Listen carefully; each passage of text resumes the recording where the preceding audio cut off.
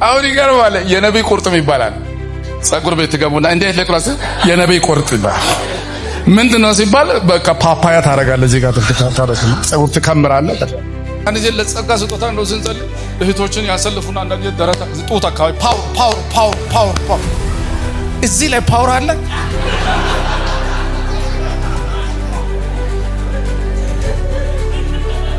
አሰራር ልዩ ነው በሚልን አሳበን አንዳንድ ደበቅባቃ ነገሮችን ይዘን እንድንሄድ ወገኖች መሸፈኛ አይደለም። እግዚአብሔር ቅዱስ ነው።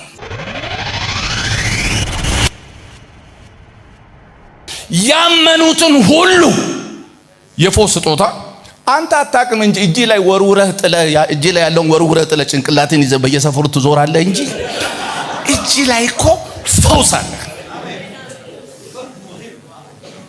ልክ ነኝ ወገኖች? እጃችን ላይ እኮ ፈውስ አለ። እግዚአብሔር የሥጋ ፈውስ መፍሰሻ አሸንዳ አድርጎ እጅህ ላይ አስቀምጦ አንተ ግን አታውቅም። ያለ የተሰጠህን ጥለህ የማንም መጫወቻ ትሆናለህ እንጂ ያ ብቻ ነው። ይሄ በአማኝ ስር ያለ ነው። ቀጥሎ ደግሞ በቤተ ክርስቲያን ኦቶሪቲ ስር ደግሞ ምን ይላል? ከናንተ ማንም የታመመ ቢኖር ነቢይ ወደ ራሱ ይጥራ።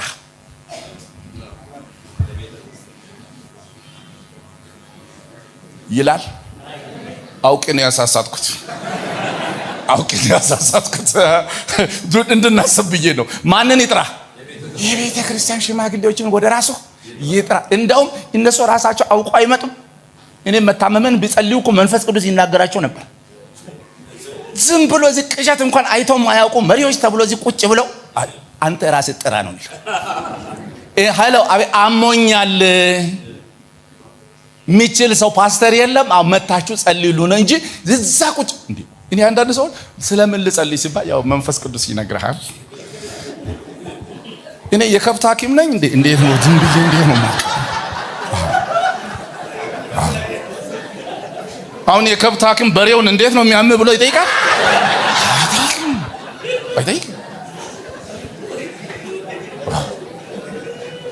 በሬውን አይጠይቅ እንጂ ጌታውን አይጠይቅም። እንዴት ነው ይሄ ጸጉሩ የቆመው ከመቼ ጀምሮ ነው ይላል። ሳር እምቢ ያለው ከመቼ ጀምሮ ነው ይላል። ለበሬውም ጌታው ይጠይቃል። ዝም ብለህ ልሙጥ ሆነህ ቆመህ እንዴት ነው እንኳን ነግረህ እንኳን እኔ ጸልዬ ለአንተ መጥፎ ነውና ነው አንተ ይጥራ።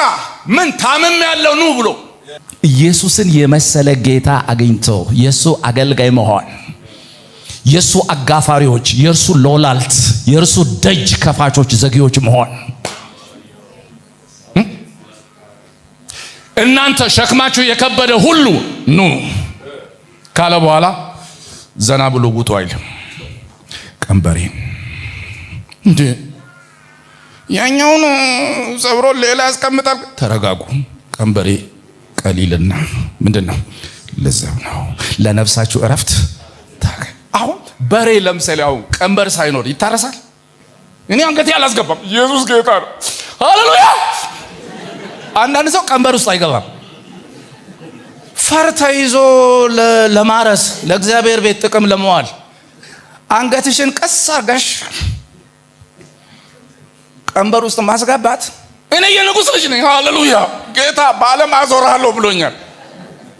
ሰይጣን ይዙር፣ አንተ ተረጋጋ። አንተ መዞር ብርቅ ነው እንዴ? ቱሪስት ነህ አንተ? ምን ያዞርሃል? መጀመሪያ ቀንበር ውስጥ አንገትህን አስገባ። ከዛ በኋላ ምን?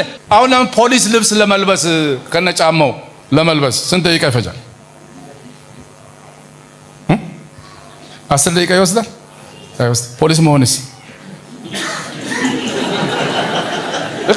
አሁን ፖሊስ ልብስ ለብሰህ እጃ በቃ እንትን ጫማውን አድርገህ ሄይ ጋሼ እኔ አይደለሁም ይላል ሰው። ግን እኔ ፖሊስ ሆኛለሁ ወይ ነው? የፖሊስ ልብስ የለበሰ ሁሉ አሁን ይገርማል። የነብይ ቁርጥም ይባላል። ጸጉር ቤት ገቡና እንዴት ለቅራስ የነብይ ቁርጥ ይባላል። ምንድነው ሲባል በቃ ፓፓያ ታረጋለህ፣ እዚህ ጋር ጸጉር ትከምራለህ፣ ጠበቅባቃ ልብስ ትለብሳለህ። የፖሊስ ልብስ መልበስ ምን አለ?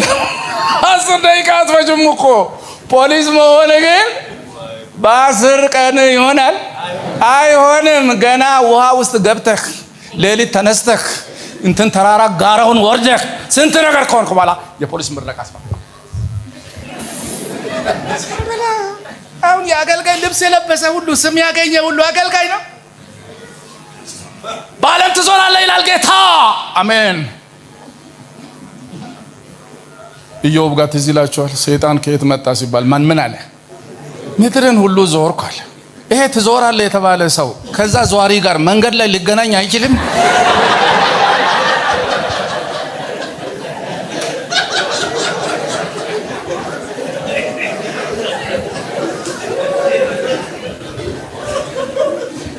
ዝም ብዬ አብያተ ክርስቲያናትን ዝም ብዬ ከላይ በቆዳ ጥልቀት ሳይ አንዳንድ ቸርች መርጦ ነው ጸጋ ስጦታውን የሚጠቀሙ። አንዳንዱ ፎስ ይፈልጋል፣ ትንቢት ብቻ ሰኞም ማክሰኞም ሮብም ሐሙስም ትንቢት። እህቴ የሚከታተልሽ አለ ወይኔ ገዳይ በሚከተለው ስቃይ ነው። እኔ አንድ በስጋ የሚዛመደኝ ሰው ቸርች አይሄድም ብላ ባለቤቱ ነገረች። ለምን ጠይቆ ቀስ ብለ ከኔ እንዳልሰማ ሰው ሆነ ጠይቃለች። እና ቀስ ብዬ ምሳ ጋበዝኩትና ጠየቅኩት። እንዴት ነው? ለምንድን ነው? ፓስተር አልደብቅም 4 ወር ሆኖኛል አለ። አዲስ አበባ ነው የሚኖረው። ምን ነው ስል በቃ 4 ዓመት እዛ ቸርች ነው ሄጃለሁ አለ። 4 ዓመት ሙሉ የሚሰበከው ስብከት ትሻገራለህ። ሰው ነው የሚቀያየረው አለ። ስብከቱ አንድ ነው፣ ርዕሱ አንድ ነው። እኔ ግራ የገባኝ ሰው ሁሉ ወንዝ ዳር ነው ወይ የቆመው?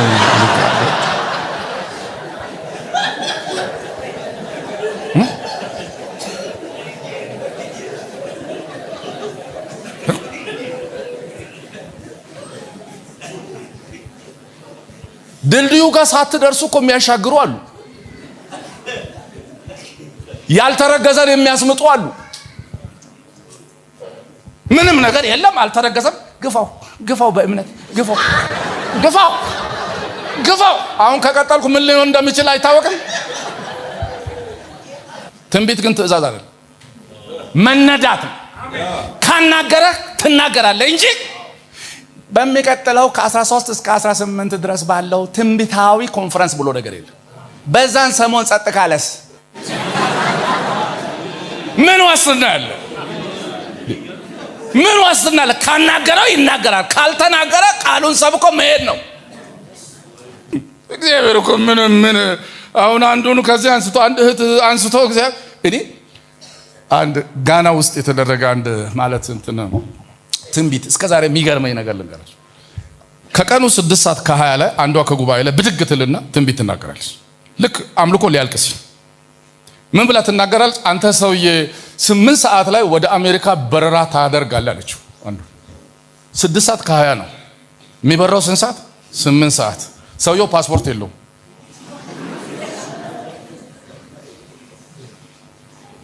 ከዛ አቆመችውና ከተናገረችው በኋላ ታምናለህ ወይ ሲል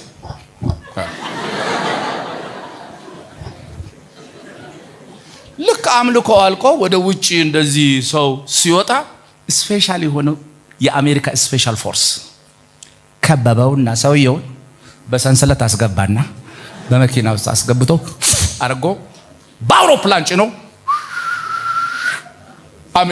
አሜሪካ እዛ ደርሰው ለካ ሰውየው አንድ እነሱ የሚፈልጉትን አሸባሪ ይመስላል። ጽም አቆራረጡ፣ መላጣው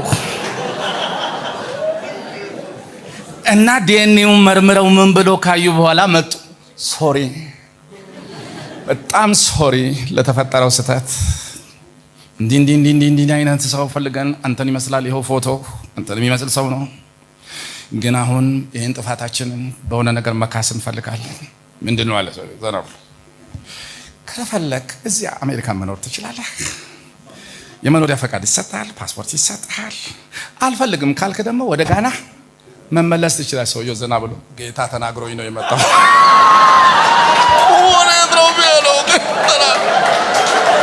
ጌታ ተናግሮኝ ነው። ስሙ ይባረክ። ከተናገረ ከእግዚአብሔር ቅድስናና ከቃሉ እውነታ ያፈነገጠ ልዩ አሰራር እግዚአብሔር አይቀበልም። ቅዱስ ባህሪው ጋራ የሚቃረን ግልጽ ነው ሐሳቤ። አንዳንድ ጊዜ ለጸጋ ስጦታ እንደው ስንጸልይ እህቶችን ያሰልፉና አንዳንድ ጊዜ ደረታ ጡት አካባቢ ፓወር እዚህ ላይ ፓወር አለ።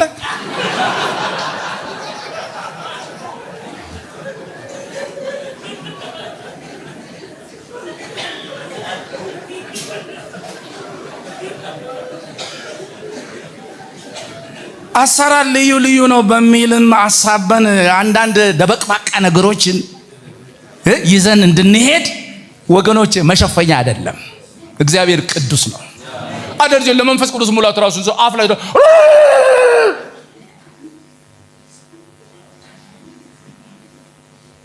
አንበል።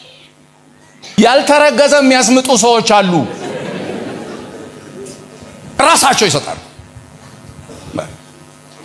ና ሃሌሉያ ማናንተ ዘይት አምጣ መጥበሻ ይመስል በየሰው ጭንቅላቱ ዘይት ያፈሱ።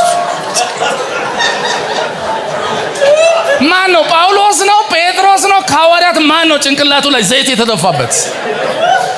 አይደለም። እነሱ በማን ጭንቅላት ላይ ነው ዘይት የደፉት?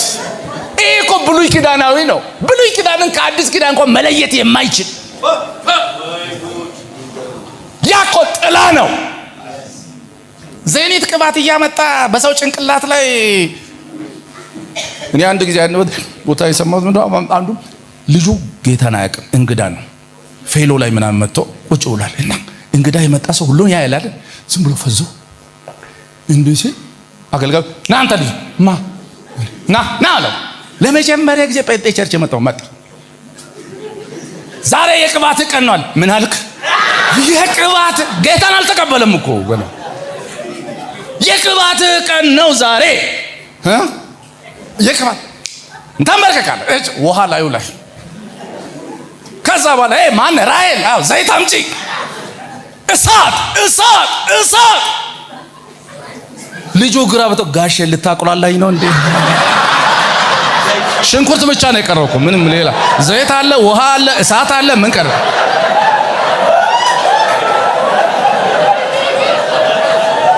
ይህ ድሮ ነቢ መሆን ፈልጌ ጸልያለሁ። ውሸት ምን ያደርጋል? ዛጋ ምናምን ብዬ ጌታው ግደለኝ በቃ ብዬሽ ምናምን ብዬ እና ከዛ አንድ ቀን እየጸለይኩ የሆነች ታመመችና ሄደን ልንጠይቅ። በጣም የምንወዳት እህት ናት እና በጣም ታማለች እና እኔ በጣም ስላዘንኩ እየጸለይኩ በልሳን ታታታታታታ ረዘም ያለ ልሳን በጣም ረዘም ያለ ልሳን ተናገርኩና ከኔ ጋር ያለው ወንድም ማቲ ጌታ መልእክት ሰጥተዋል ተናገር አለኝ።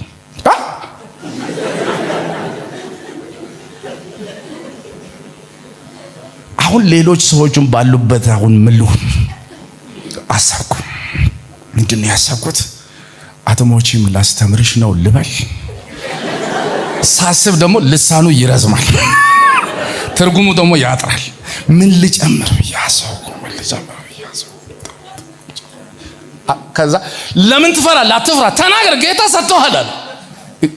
ነፍሴ በዚህ ወጣ፣ ልቤ ቀጥ። እንደዛ አይነት ቀን በህይወቴ ተመልሶ አይምጣ። እውነቴን ነው። ከዛ እንደምንም የሌለኝን ጉልበት አበርትቼ ወንድሜ ምንም የተናገረው ነገር የለም።